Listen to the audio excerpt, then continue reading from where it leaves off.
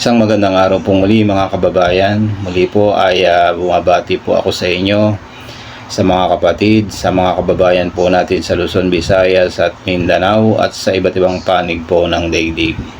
At muli po ay meron po akong ipaparinig po sa inyo mga kababayan, at bago ko po sana iparinig sa inyo ay huwag niyo pong kalimutan na mag-like at mag-subscribe dito sa ating munting programa.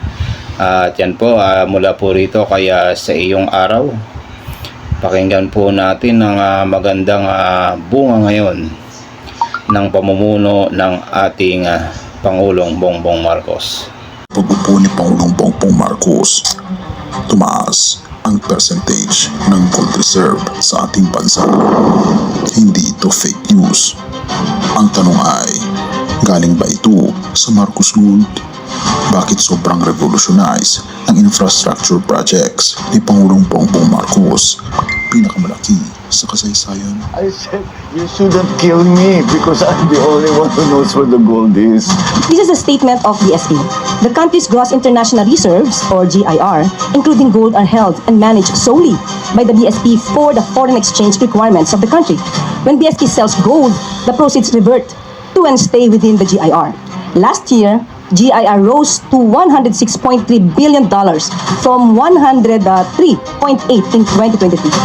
Similar to other central banks, BSP maintains a portion of its reserves in gold as part of the country's GIR, mostly to hedge against offset movements in the market price of other assets. Gold prices tend to move in the opposite direction of other assets. Therefore, central banks hold some gold as a hedge against huge declines in other assets in the reserve.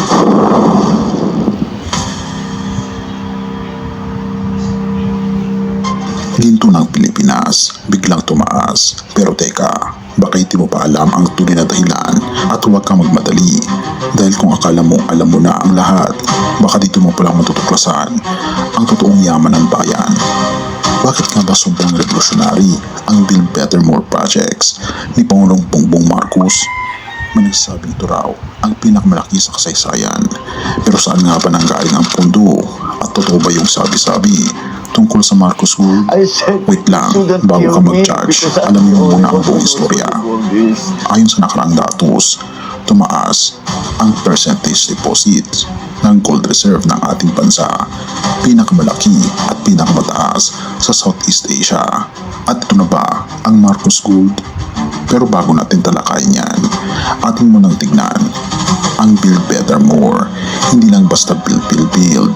Simula pa lang ng panunungkulan ni Pangulong Bongbong Marcos, 198 infrastructure flagship projects na ang agad na nailatag.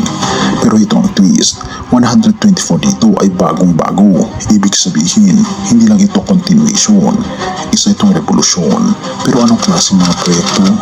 Hindi lang kalsada, hindi lang tulay, kundi railways, dam, expressways, digital centers, hospital at pabahay.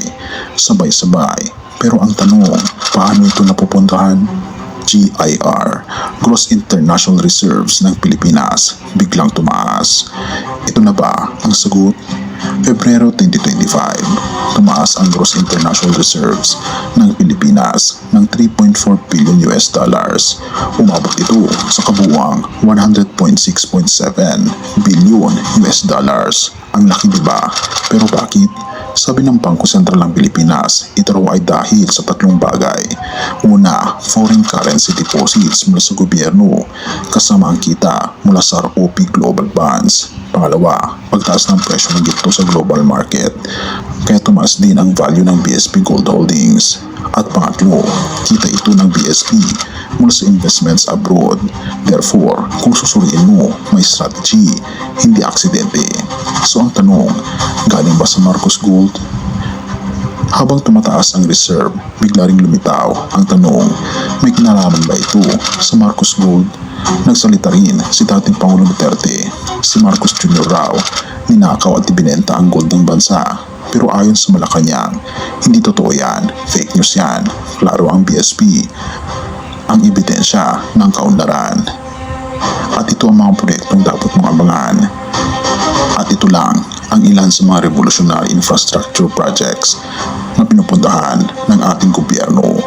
Metro Manila Subway, unang subway ng bansa, partial OPS ng 2029, NSCR, North-South Railway, Clark to Laguna, para di ka na lang magtiis sa traffic. Pangatlo, Mindanao Railway Phase 3, para sa long overdue na pang-apat na transport sa Mindanao. Isa pa dito, Bataan Cavite Interlink Bridge, 32-kilometer bridge para hindi ka na mag-ikot sa Manila Bay. At ngayon din, ang Davao Samal Bridge, tulay para sa mas mabilis at ligtas na biyahe sa Davao.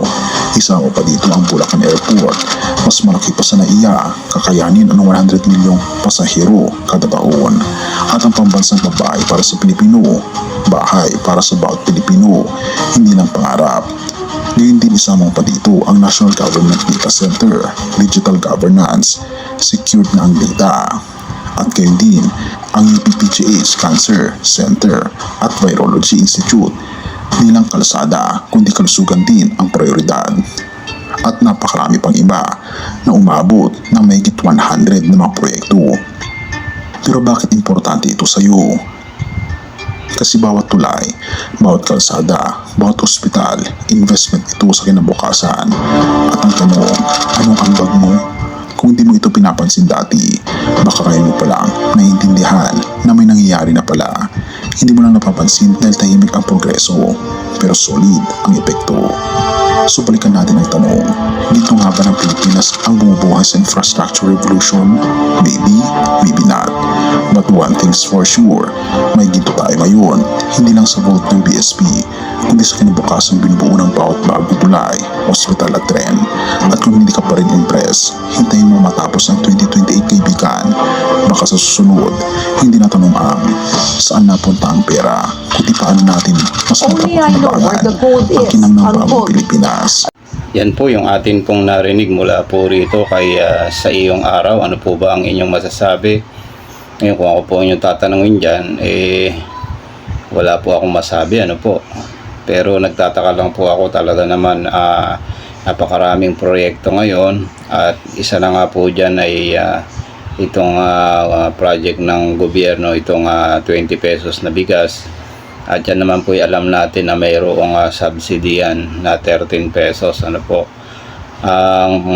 Ang katakataka ron, saan kaya kinukuha ng gobyerno yung pondo na inaabono po dyan, ano po mga kababayan, dahil yan ay tuloy-tuloy na. Kaya nga po tahimik na ngayon yung mga yung mga nasanay ka yung 20 pesos na bigas.